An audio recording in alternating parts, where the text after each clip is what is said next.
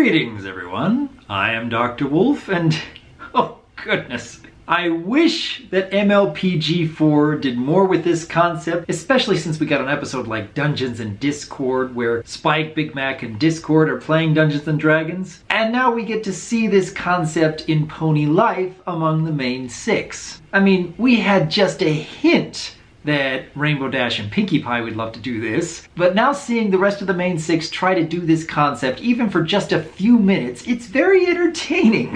Having played Dungeons and Dragons with Josh and Blissey and Ellie and Finn and Voice of Reason for so long, I really appreciate how much Twilight is so excited to get others to play a game that she had created, and yet when everyone else wants to change the rules or try to escape at the first sign of, oh my goodness, this is so complicated, Applejack even tries to run outside and comes back and says, do you have any salt? It's a very fun idea, but I must admit, it's likely so much more fun for me because I am fully aware of what goes into Dungeons and Dragons. So, admittedly, it may not be anywhere near as fun for anyone else who's watching who really hasn't ever played D&D before. By contrast, in a later episode when we get to see Rarity doing a full-on Game of Thrones reference, I have never watched that show for fairly obvious reasons, and yet I can understand that's where the reference is coming from. But I don't find it all that appealing because, one, maybe it's because I just have never watched the series and I only know vaguely what it is. And two, it feels much more forced in this particular case because it's not really adding anything to the story. It's not driving any real conflict.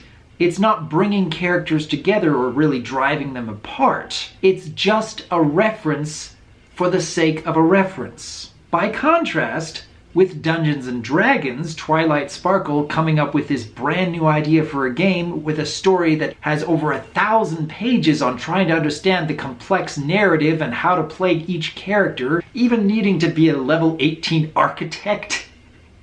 And the Forest of Pears and Peril. It's fun to think of, oh goodness, what they could do with this concept.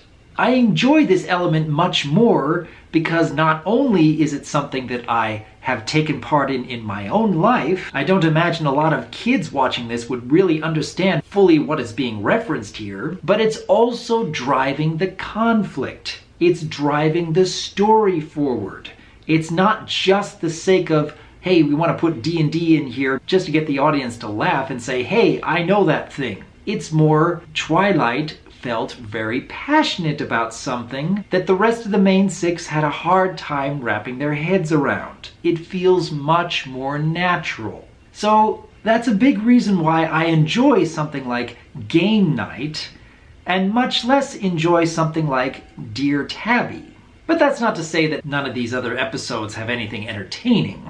I think it was kind of fun to see Spike trying to get the rest of the main six to act natural when they're in front of a camera, because, yeah, it takes practice to do that. It takes a lot of practice. You feel much more self-aware when you realize, oh goodness, other people might see what I'm doing right now. I need to be in a much more focused mindset. Which inevitably leads to cases like, say, Rarity being much more of a showboat, or Fluttershy not knowing what to do with her hooves. Oh goodness, where am I supposed to put my hands? I'm on camera. It's a fun idea, and might have been something that actually could have belonged in a G4 episode, given that you really could stretch that concept out to a full 22 minutes. I feel much the same way about Game Night, but again, that may be just due to personal preference. I did enjoy seeing the return of Detective Rarity because, again, Tabitha St. Germain is really good at monologuing.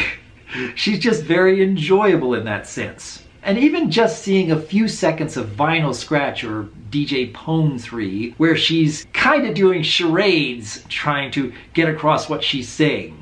I'm glad the writers are having a lot of fun with those sort of things. But the stories themselves overall, I haven't found that much interest in Ponylife as a whole. There have been exceptions like with game night, Twilight trying to show off something she's truly passionate about, even using a weather machine to make sure that the main six will actually stick around and attempt to learn something complex. And having a lesson where, you know what? I can let a few things slide, even though it's something that I feel so devoted to and something that I created myself. I'm willing to let things slide in order to let the rest of the players have fun.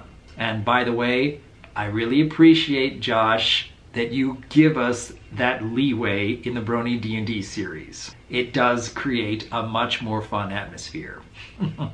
But all in all, though, I think I actually did have a lot more fun watching these episodes than the last several I've gone through on Ponylife. Overall, I've been slowly losing interest, but when we get a story like this, I'm suddenly having fun again.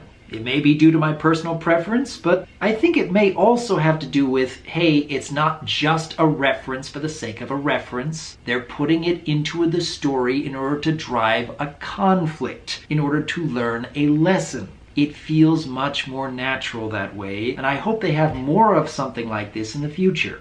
But then, what do each of you think?